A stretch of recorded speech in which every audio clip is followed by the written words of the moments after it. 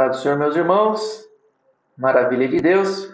Vamos estar dando continuidade, capítulo 3, né? Êxodo e Levítico. Capítulo 3, na página de número 103, a gente vai já embasando aí, né? Êxodo e Levítico. Êxodo, cujo significado é saída, partida, cujo foi o último título da Septuaginta, tradução do vocábulo grego, Éxodos, né, que deu o segundo livro da Torá. Então, né, é o livro aí da lei. Alguns intérpretes entendem que a declaração contidas em Êxodo 17:14, 24:4 e 34:27 apontam Moisés como autor da forma final do livro. Outros estudiosos entendem que tais declarações indicam que Moisés escreveu só partes específicas, né? Como o relato da derrota dos Amalequitas, o livro da aliança e as instruções de Êxodo, aqui já especificado. Então, como vocês podem ver aí nessa situação, a gente vê que, mais para frente, que foi Moisés mesmo, o qual foi o autor deste livro, tá? Então aí, ó, vocês já podem ver que já tem a resposta da número 1, tá? Vocês podem já estar grifando, anotando. E já em seguida é a resposta da número 6, tá ok?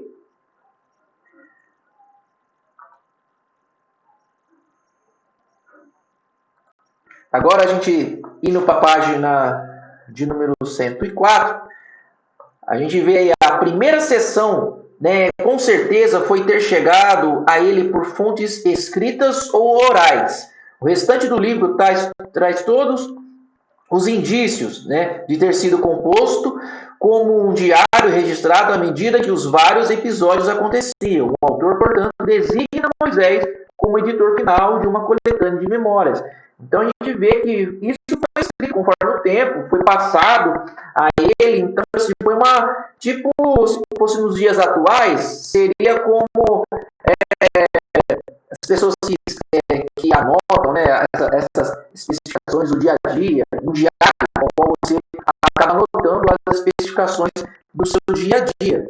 E isso foi anotado, descrito, salvo durante séculos e séculos até os dias de hoje. A gente vê aí as anotações e especificações dele mesmo.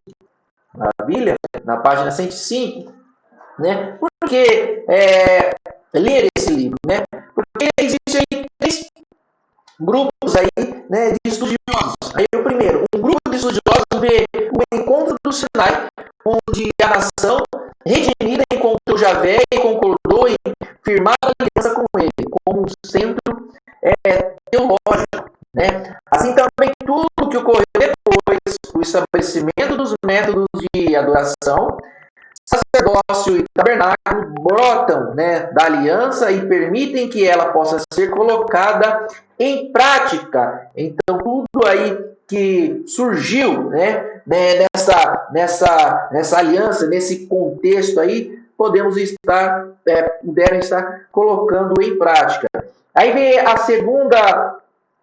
o segundo grupo de estudiosos, que vê a presença de Deus com Israel em seu meio, como um centro teológico do livro. Então, tipo assim, dentro desse livro a gente vê contextos diferenciados, né, que batem, que dá esse indício de estudiosos ao qual enfrentam, mas chegam sempre ao mesmo contexto. Aí no terceiro grupo, vê o senhorio do Pai com um tema teológico central. Então, Deus, nosso Pai, é o centro de todas as atenções ao qual naquele momento o povo estava passando. E como que foi escrito?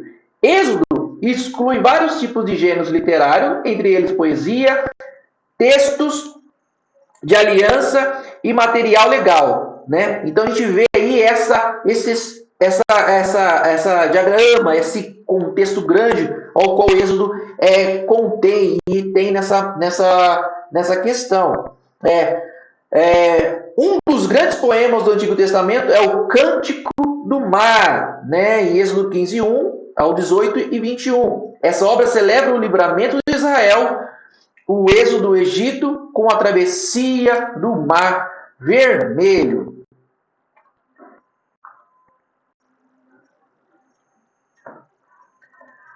Agora aí na página 106, a gente vai estar vendo aí, ó, o texto da aliança em Êxodo 23, como um tratado de Hitias, né, Hititas, contém estipulações, né, que ajustem uma convenção, né, tanto gerais como específicas. Os 10 mandamentos, né, constituem a chamada seção de estipulações gerais do texto da aliança. Eles definem princípios fundamentais de comportamento sem referência a motivos ou resultados, né? A segunda divisão principal, Êxodo 21, 1 ao 23, é descrita como estipulações específicas, né? Seu propósito é detalhar os princípios estabelecidos dos 10 mandamentos e tratar de problemas específicos enfrentados pela comunidade. Então, como na época tinham muitas questões ao qual Moisés e seus descendentes também tiveram ali tratar de defender, de estipular, de colocar algum princípio para a população, como a gente hoje também temos aí, seguimos alguns preceitos para estar seguindo. Então, tinha aí que detalhar princípios dos 10 mandamentos, isso toda vez sendo repetido, para que as pessoas pudessem, para que a comunidade ali em si pudesse estar seguindo, tá? Na página 107, a primeira subdivisão dessa parte, em Êxodo 21, do 1 ao 22, né, consiste em jurisprudência. Ali os estatutos dizem, se alguém, eis a penalidade. Né? A segunda subdivisão, né, em Êxodo 22, 18, é composta principalmente de absolutos morais. Né? Não, ou se fizerdes isto e aquilo, fareis isto e aquilo. A importante percepção teológica obtida quando se reconhece que Êxodo 20 e 23 é aliança em natureza, não só lei. Depende em uma análise da comparação com tratados antigos do Oriente. Né? Aí embaixo diz, Êxodo não é um tratado legal abstrato. Né? Antes é lei nascida na situação concreta da aliança de Javé, firmando compromisso com a nação de Israel, a quem ele livrou da escravidão egípcia. Então a gente vê aí, não é somente uma lei, é uma história, é uma situação ao qual surgiu aí algo dentro desse contexto, onde a gente vê a explicação, a noção do povo ao qual eles estavam firmando e seguindo a lei dos 10 mandamentos.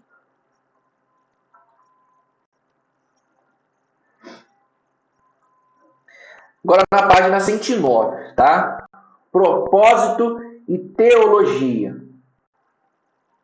O que se deve buscar em Êxodo? O livro de Êxodo é a história de 2 parceiros em aliança, Deus e Israel, tá? Aí a gente vê que já é a resposta do número 4, tá? Então, a gente vê que o livro de Êxodo é uma história entre parceiros, uma parceria entre Deus e Israel, Deus e o seu povo. Tá? Então, o que a gente deve buscar? O nome. Né? O mais importante dos nomes de Deus é Javé. O nome da aliança, Javé, designa Deus como o eu sou, que está presente como o seu povo e age em favor dele. O outro nome importante, o Deus de Abraão, o Deus de Isaac, o Deus de Jacó, né? Retrata Deus como aquele que é fiel às suas promessas aos patriarcas. E atos, né? Isso também revela o caráter de Deus por meio de seus atos. Deus preservou Israel da fome, enviando José ao Egito. Faraós vem e vão, né? Deus, porém, permanece o mesmo e preserva seu povo através da opressão da escravatura. O Deus de Israel resgata e salva, guia e provê, disciplina e perdoa. Então a gente vê a questão que passa-se tempo, passa-se líderes e líderes, mas o Deus permanece sempre o mesmo para nos proteger, para nos abençoar e nos guardar e nos dar o conforto ao qual tanto precisamos. Às vezes queremos tanto algo assim e Deus nos dá uma orientação, nos dá aí um conforto, nos dá o prazer de estar com ele. Né? Aí a gente vê porque, tipo assim, o povo naquele tempo queria que o homem fosse a sua liderança e não queria que fosse Deus. Então a gente percebe que Deus deixou que isso ocorresse para que o povo percebesse e dependesse de Deus naquele mesmo instante. Tá?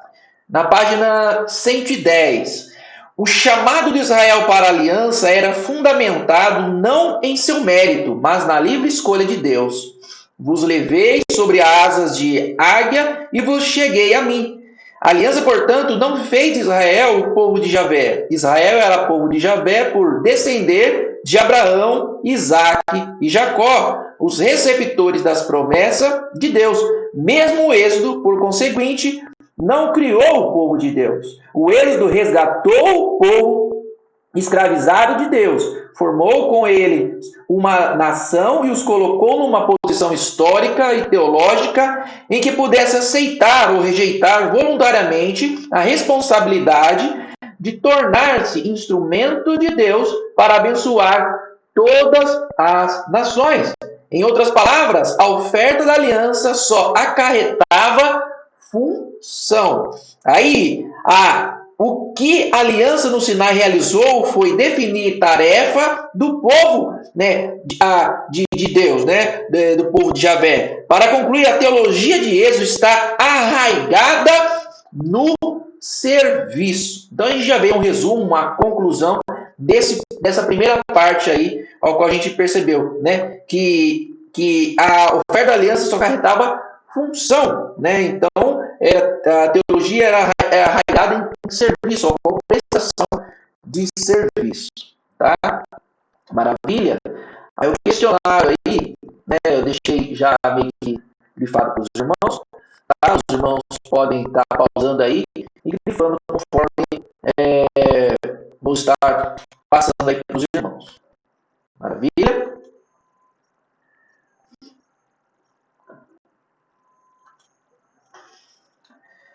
Agora eu vou estar indo lá para a página 115.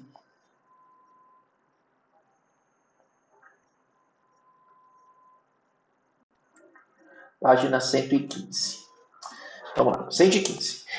Deus e a libertação, né, da escravidão egípcia. Né? A presença de Deus em seu povo oprimido. Né? Mesmo nos anos de opressão, Deus estava com Israel, fazendo-o prosperar.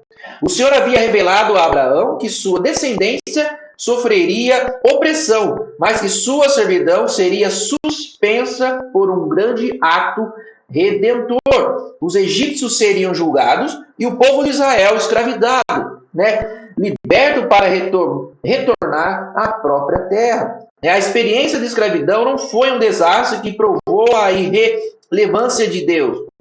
Foi uma parte do plano redentor do Senhor, da história. A oposição do Senhor na história encontra-se os faraós que iam e vinham e tremiam de medo. Então a gente percebe que todo o plano de Deus para o povo dele era somente para que o povo percebesse que eles dependiam de Deus naquele momento. E sabiam que, por mais que as provas vinham, elas passariam, porque Deus era com ele. Né? Aí nessa parte aqui, eu grifei aqui a parte de cima aqui para vocês, na questão de número 9, né? Ao qual ali quando Moisés, né, ainda que mais tarde tinha desfrutado dos privilégios da corte, aí foi o nascimento, né, a gente já conhece a história, que Moisés foi resgatado pela filha do faraó e foi criado, né, pela própria mãe. Aí ele desfrutou dos privilégios da corte, só que Moisés nunca se esqueceu da sua herança israelita. Então, aí nesse mesmo contexto, a gente vê que, ao ver um compatriota hebreu maltratado, foi ao seu socorro, matando assim um oficial egípcio. né? Então a gente vê que ele, nesse ato impulsivo, ele, embora heróico, ele forçou ao exílio. Então ele deu um exílio a Midian. Aí nessa questão aqui, que é a resposta da número 9, né? Ali foi ajudar as filhas de Reuel, Jetro, sacerdote medianita. Lá se casou com Zípora, né? Uma das filhas do pastor, tá? Só para os irmãos terem a noção aí desse contexto, ao qual a história todo mundo já conhece, a parte que o qual Moisés passou. Mas nessa questão é mais saber com quem ele se casou nesse meio tempo, tá ok? Porque ele ficou um certo tempo aí no exílio para se casar com a filha de Reuel, tá?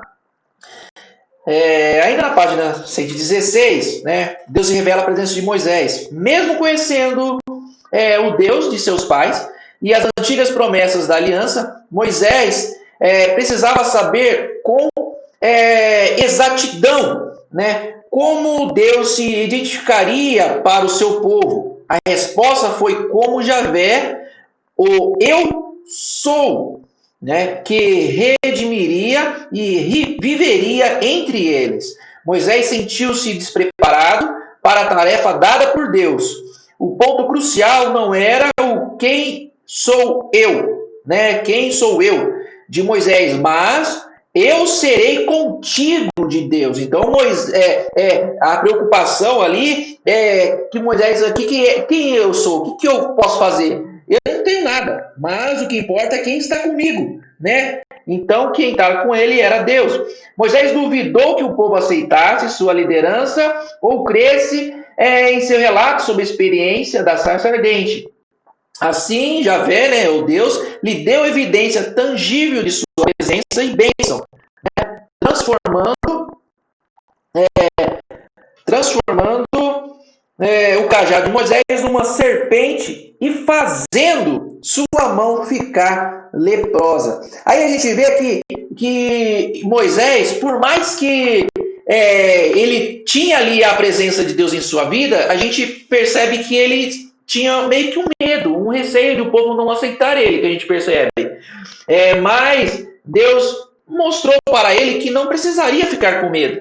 Só que aí entra a questão, né? Ainda mesmo assim que Moisés estava com medo, ele colocava empecilho em seu caminho para que não pudesse estar na frente do povo, e ainda ele colocou assim, mas eu não tenho uma boa palavra, eu não sei falar com o povo, eu não sou uma eloquência, né, para dialogar com o povo. Aí Deus ainda coloca, tipo assim, te ajuda. Por mais que você coloque empecilhos no seu caminho, Deus ainda te ajuda nesse meio, ao qual Deus colocou seu irmão Arão para ser o porta-voz dele, porque Arão tinha uma eloquência boa para falar com o povo. Então não havia empecilho. Deus sempre coloca coisas para nos ajudar, situações para nos ajudar. Maravilha? Aí a gente vê na página 117, né? Continuação aí na página 17, a presença de Deus, como Moisés no Egito, na primeira rodada de conflito do bordão, né? Arão, né, se tornou-se numa serpente e engoliu a dos magos egípcios. E agora a gente, na página 118, aí a gente vê, né, que são as que seguiram as 3 pragas, né? O Nilo foi transformado em sangue, a terra ficou cheia de rã e o Egito foi afligido por piolhos. Aí vem, né, a praga de piolhos, a última da primeira rodada, excedeu os poderes mágicos dos magos egípcios, trazendo-os a confessar: isto é dedo de Deus. Então eles perceberam que era as mãos de Deus naquele certo lugar. Então aí a gente já vê que é a resposta do número 10, se quiser já grifar aí também. Tá? Aí na segunda rodada do conflito, as pragas pragas de mosca. E na terceira rodada do conflito consiste igualmente nas três pragas primeiro, né? Aí a quarta e a decisiva rodada consistiu na única praga, a morte do primogênito de cada família do Egito. Então a gente percebe que por mais que os egípcios tentavam contra Deus, tentavam contra o povo de Deus, eles pereciam. Não tinham uma situação, não tinha como eles vencer. Quando Deus está na frente, sempre a vitória é certa, né? Aí na página 119, é a celebração da Páscoa, a consagração dos primogênitos e a festa de pães asmos serve como memoriais contínuos daquilo que Deus fez para redimir o seu povo, né? Abençoar, proteger o seu povo. Aí já tem a resposta da número 11, tá? Aí mais embaixo, a jornada no Sinai e orientação provisória divina. Por meio das colunas, nuvem e fogo, o Senhor guiou Israel de Sucote ao deserto de Etã, logo ao oeste do Mar Vermelho, ou de Juncos, do Êxodo 3, 17 ao 22, vamos dizer. Ali pareciam encurralados pelo mar ao leste, pelos desertos ao norte e ao sul, e pelos exércitos egípcios que avançavam pelo oeste. Mas, uma vez, o Senhor endureceu o coração de Faraó, de modo que, pela sua derrota, o Egito soubesse que Javé é Deus. Então a gente percebe que tudo que o povo de Deus passou, tudo que Israel nesse momento passou, foi permissão de Deus. Deus queria que Faraó perseguisse o povo de Deus, que o povo de Deus passasse um tempo sendo escravo, para que todos pudessem ver mais para frente a vitória do povo de Deus. A gente percebe que Deus queria que aqueles que não duvidassem do poder de Deus teriam ali o prazer de ver a vitória de Deus, de ver a vitória do povo de Deus. Aqueles que temiam o poder de Deus e acreditavam em Deus. A jornada do Mar Vermelho no Sinai foi repleta de milagres, assim como provisão de água, codornizes, maná e novamente água. Tudo isso ocorreu apesar da exploração queixosa de Israel. Então a gente percebe que o povo de Deus ali, naquele certo momento, se queixava de várias situações. E Deus, mesmo assim, continuava abençoando o seu povo. E o povo ainda questionando o que está acontecendo, que a gente não consegue ir para frente.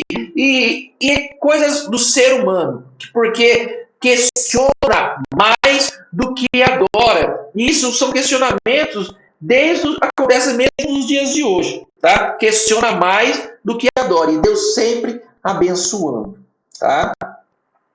Na página 120, no Sinai, Israel devia comprometer-se com Deus em aliança.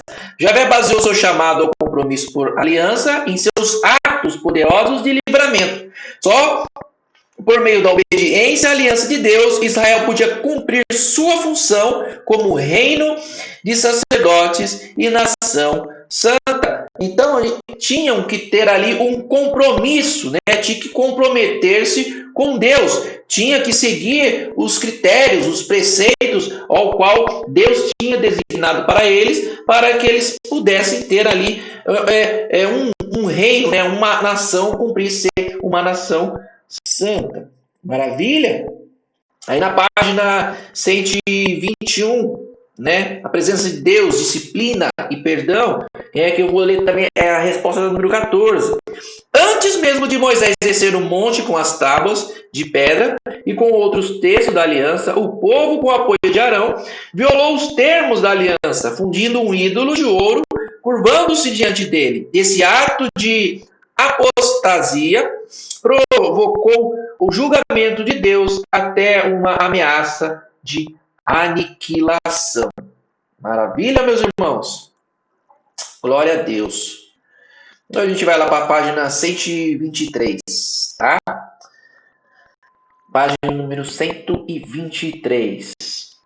Mensagem para hoje. Como aplicar, Aí o livramento do êxodo está para o Antigo Testamento, assim como a morte e ressurreição de Cristo estão para o Novo Testamento, o ato central definitivo pelo qual Deus intervém para salvar o seu povo. Então, tudo que se baseia antigamente serve para tomarmos exemplos e assim seguir, para manter a fé em Deus e conseguir as nossas melhores maravilhas para as nossas vidas.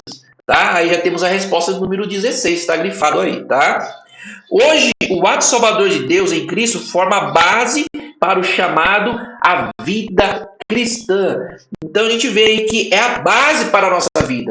Você está formado, fixado em Deus, né? Isso é a base para tudo, para o seu ministério espiritual, igreja, trabalho, né, material. Então tudo isso aí é uma base para nossas vidas.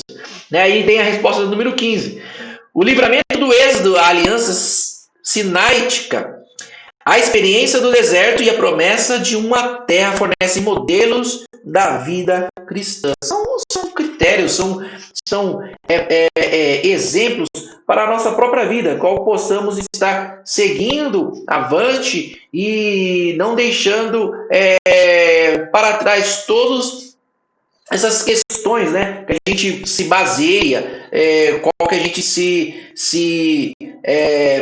pensam que não tem como base o passado com o que a gente está vivenciando hoje. Né? Então a gente vê que as situações do passado é um exemplo, é um histórico, nós se baseamos neles para que possamos fazer o nosso melhor hoje e de hoje para que possamos deixar um histórico bonito e perfeito para assim o nosso futuro, o futuro dos nossos filhos, nossos descendentes.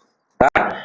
Página 124, o valor ético. Qual é a principal lição de Êxodo? Deus salvou seu antigo povo de Israel e fez aliança com ele, exigindo dele um estilo de vida coerente com esse chamado santo. Ele exige de todos que se consideram seu povo essa mesma adesão a seus padrões imutáveis. Os 10 mandamentos são algumas expressões do próprio caráter de um Deus santo, fiel, glorioso e salvador.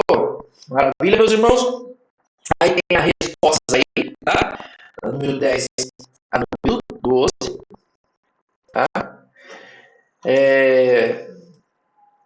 Deixar passando aqui também as outras respostas para que os irmãos possam estar anotando, tá ok? E aí a gente vai já para a página 129.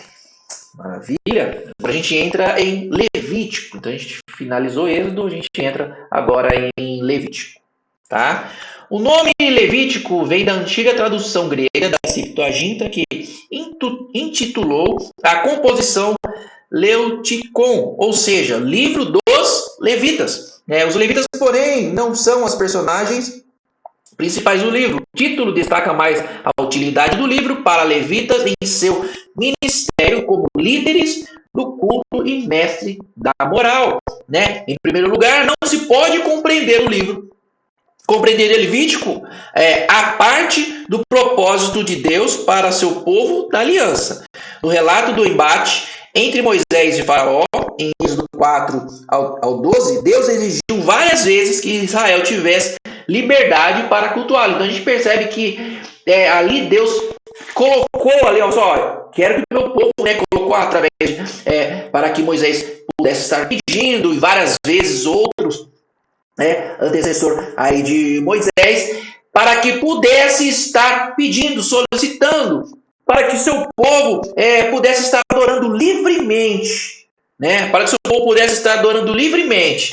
E Faraó ali não deixou. Então veio as consequências para Faraó. Em segundo lugar, não se pode compreender Levítico, a parte do desejo divino de estar com o povo de sua aliança. Mas, já que o Deus Santo não pode tolerar o pecado, a experiência idólatra de Israel com o bezerro de ouro levou Deus a um dilema. Por 2 vezes ele alertou os israelitas: és povo de duas cerviz. Se por um momento eu subir no meio de ti, te consumirei. Aí a gente vê, né, essa questão. Aí na página 130, a gente vê a parte do... Deixa eu ver aqui.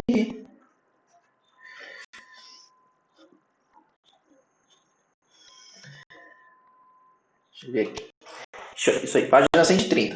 Né? A gente vê aí o tema, que foi o propósito. Né? O propósito geral do livro de Levítico era comunicar a maravilhosa santidade de Deus de Israel e delinear os meios pelos quais o povo poderia ter acesso a ele. Então, era um mapa ao qual o povo poderia estar seguindo e como que poderia estar seguindo os meios para poder ter acesso a Deus naquele momento. E hoje a gente tem que agradecer a Deus, né? Porque a gente tem o livre acesso, a gente consegue ter esse livre acesso com Deus e não ter esse criterioso, essa coisa, critério de bater em algo para estar levando. Então a gente dobrar nosso joelho, ter a nossa ligação com Deus, isso já nos faz estar mais perto dele. Tá? Na página 131, né? Como foi escrito? Então, Levítico consiste em material legal, particularmente de natureza cultural, cerimonial. A maior parte desse material é altamente estruturada em forma quase poética. Então, praticamente foi escrito de uma maneira mais suave, delicada, seguindo, né, para levar o povo ao meio legal. Tá? A parte final de Levítico é uma coleção vaga de material legal conhecida como Código de Santidade, termo adequado que expressa a noção predominante de santidade ali contida. Então a gente vê que Levítico nada mais é do que um caminho, vamos falar assim, um material, um livro ao qual especifica, o qual dá para o povo seguir a melhor forma possível, né, para Deus, uma coisa que leva diante a Deus, porque o povo precisava de direção. E Levítico formou, né, essa parte de direção, uma coisa mais suave e direcionada para Deus. Tá? Aí na página 132, propósito e teologia, né, que se devemos buscar. Tá? Como cristão, a santidade passa a englobar pureza moral e retidão. Então a gente vê nessa questão também. Aí na página 33, Levítico esboça como Israel podia prestar a devida homenagem a Deus para cultivar e manter a relação criada pelo compromisso mútuo com a aliança. Então o povo tinha uma aliança com Deus, então tinha que manter essa relação para não perder a aliança que tinha com Deus naquele momento. Tá? Deixa eu passar aqui para a página 135. Tá? A necessidade de sacrifício. A primeira divisão principal de Levítico trata da natureza do propósito e do ritual do sacrifício. Deus libertou Israel da escravidão egípcia para que fosse livre para cultuar.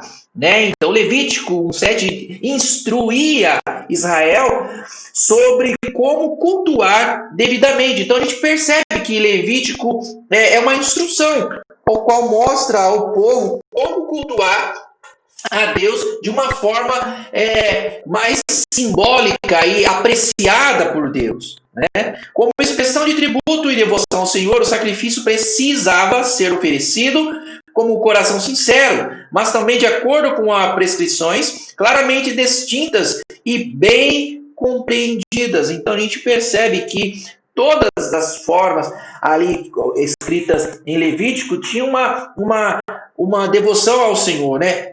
Como que era para fazer, como que era feito o sacrifício, como que poderíamos estar seguindo, como que o povo poderia estar seguindo, Levítico estava ensinando e mostrando, fazendo com que o povo não ficasse à mercê de algo sem ter uma noção de como adorar a Deus, né? Apresentar a Deus uma santificação, né? E na página 136, ofertas pacíficas. A oferta pacífica podia ser de gado, cordeiro ou cabra. O propósito não era como uma oferta de manjares efetuar a expiação, mas celebrar a aliança, né, e manter a aliança qual já tinha especificado com Deus. Aí já está a resposta do número 20, tá, meus irmãos? Então está grifado aí, nos que já está anotando. E oferta pelo pecado. O pecado podia ser involuntário ou consciente. Os rituais de Levítico proporcionavam expiação só por pecados involuntários. A pessoa que pecasse por opção, pecar atrevidamente, pecar com a mão elevada, seria eliminada para sempre do povo de Deus. Então, na época, o povo tinha um respeito com Deus. E hoje, a gente temos que ter mais respeito ainda, porque a gente tem uma história, um passado, ao qual o povo do Senhor passou e tipo assim, passou, vamos falar assim, um bom bocado. Por quê? Porque era praticamente o tempo da lei, então tudo ali era ferro e fogo. Então hoje a gente está no tempo da graça, ao qual Deus nos alimenta, nos perdoa a cada dia. Então você tem todo dia aí um momento de adoração livremente. Você é livre para adorar, para agradecer a Deus e assim ter aí um cuidado com a palavra e respeito à santidade de Deus. Tá? Na página 138 é a resposta do número 21, tá, meus irmãos? A lei do holocausto exigia que o fogo do altar fosse mantido aceso dia e noite. O fogo contínuo simbolizava a necessidade contínua de sacrifícios para expiar os pecados do povo. Maravilha? Aí está o questionário, tá? Os irmãos quiser já anotar essa parte aí dos questionários. Tá colocando aqui na página 140 para os irmãos estar anotando também.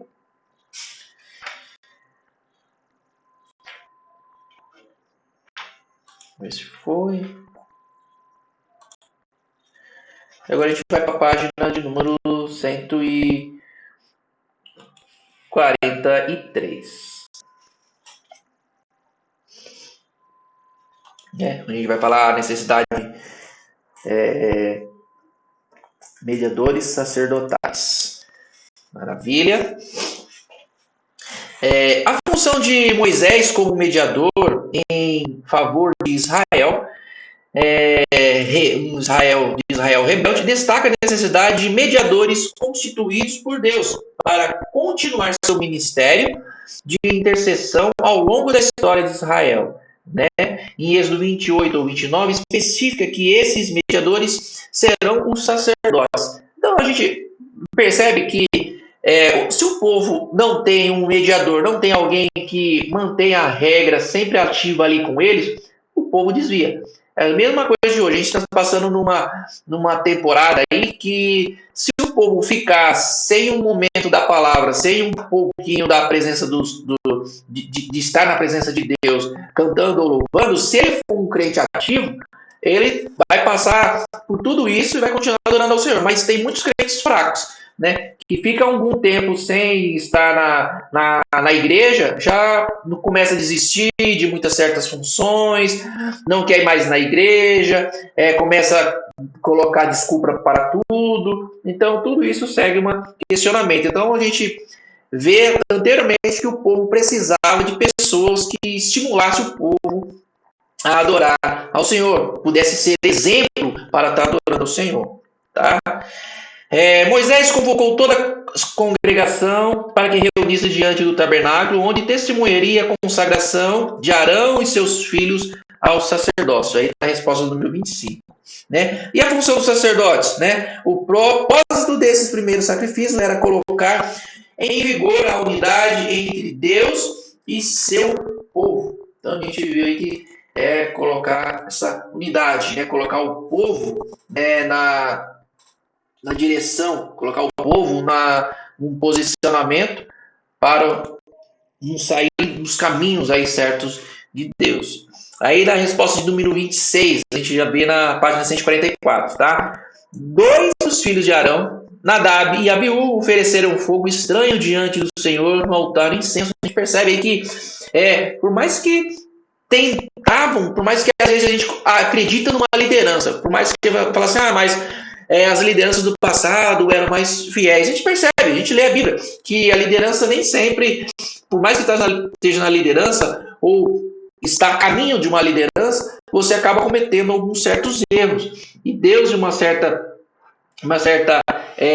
vamos falar assim, gratidão, perdoava vários momentos. Porque Deus queria e sabia que a vitória do seu povo, por mais que passasse por tudo isso, era certa. Né? Porque Deus é Deus. Né? As leis de pureza e impureza testemunham a separação de Israel e lembram ao povo de Deus que não pode haver condescendência em seus padrões.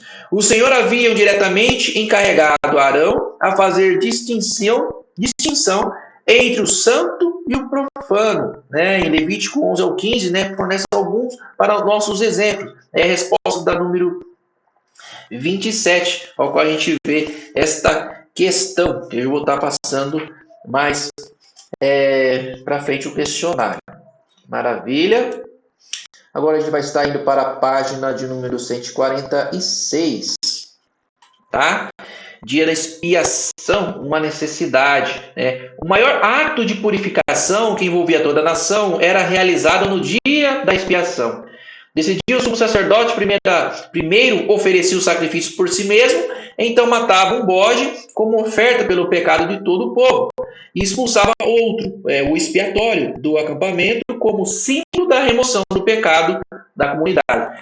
Agora vocês entendem porque o sacerdote ele fazia um primeiro para si, né? Fazia um sacrifício para si e depois para o povo. Por quê? Ele tinha que estar primeiramente santo. É a mesma coisa hoje. Se o pregador ele vai levar a palavra de Deus, ele está pregando para si e depois para a igreja. Por quê? Ele se santifica para estar completamente santo e assim expressar a sua santidade a Deus, para que ele possa estar levando a palavra, trazendo a palavra de Deus para o povo. Então, às vezes, eu só vou ler a palavra, eu só ler a Bíblia e explicar aquilo que ali. Não, você tem que se santificar, se purificar, para que Deus te prepare para o seu corpo, para que você assim possa estar levando. Não acontecia assim naqueles tempos. Para que Deus pudesse atingir o povo, como o sacerdote era intermediário ali naquele momento, ele tinha que santificar a sua vida primeiro, seus pecados ali fossem perdoados, para que ele pudesse estar apresentando assim o pecado de todo o povo. Tá?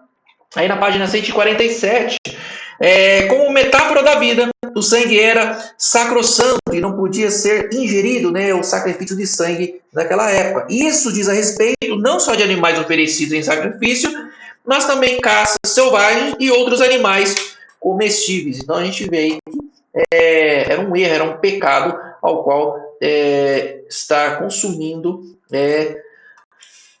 sangue. Tá? Então a gente vai agora para a página de número 149. Tá? Culto e a santidade. Os sacerdotes tinham de estar cerimonialmente puros, né, antes de tomar parte dos sacrifícios. Então eles e a família poderiam desfrutar junto à refeição, tomando a porção que tinham direito.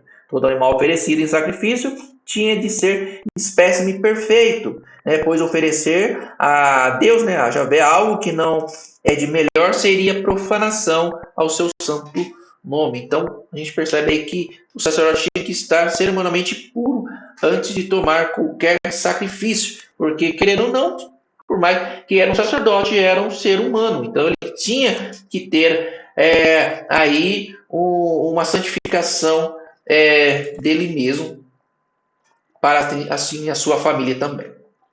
Tá? Página número 150. A festa dos tabernáculos ou das cabanas, né, lembram a experiência israelita no deserto. Grifei essa parte para que os irmãos pudessem ver a resposta do número 28. Tá? Página 151, as ofertas de dedicação. Levítico encerra com regras a respeito das ofertas de dedicação.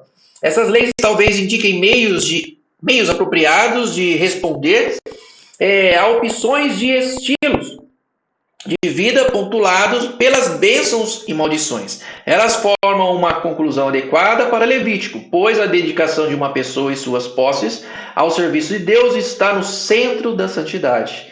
Essas leis consistem de votos pessoais de serviço ao Senhor, ofertas votivas, que não sei se seria um rotativo, voto, ofertado em cumprimento de voto ou promessa, de animais puros e impuros, e dedicação de casas ou terras, que é a resposta da número 29. Maravilha. Agora a gente vai para a página de número 153. Como aplicar a mensagem para hoje? Como aplicar? O livro de Levítico, sem dúvida, é um dos mais negligenciados do Antigo Testamento. Exatamente porque os cristãos de hoje não conseguem ver sua importância para a vida atual. Deus escolheu Israel para ser seu povo e servo, e representante de si mesmo e de seus propósitos salvadores sobre a terra. Esse mesmo Deus redime hoje, em Jesus Cristo, um povo para servir em função equivalente. Então a gente percebe que Deus aí é o nosso Salvador. Então Deus escolheu Israel para ser um povo servo. Então se você não gosta de servir, você não serve para viver. Então serve para que você possa viver da maneira melhor possível. Maravilha. Página de número 154 nos dirá, a resposta do número 31 para os irmãos. A legislação detalhada e complexa de Levítico está perfeitamente assentada nos princípios da aliança, resumindo nos 10 mandamentos. Essas leis encontram seu significado maior do reconhecimento de que Deus libertou Israel da escravidão egípcia e nos libertou inteiramente santo. Maravilha? Os irmãos têm a resposta, tá? Aí certinho, já tudo grifado, tá ok? Deixa aqui a última página também, para que os irmãos possam estar acompanhando aí os questionários. Maravilha? Meus irmãos, Deus abençoe, que Deus continue fortalecendo, dando vigor, graça, sabedoria e entendimento para a vida de cada um dos irmãos. Fique com Deus, que esta aula fique salva, para que os irmãos possam estar refletindo, vendo, e tirando algumas dúvidas e questionamentos. Deus abençoe a todos. Fiquem com Deus.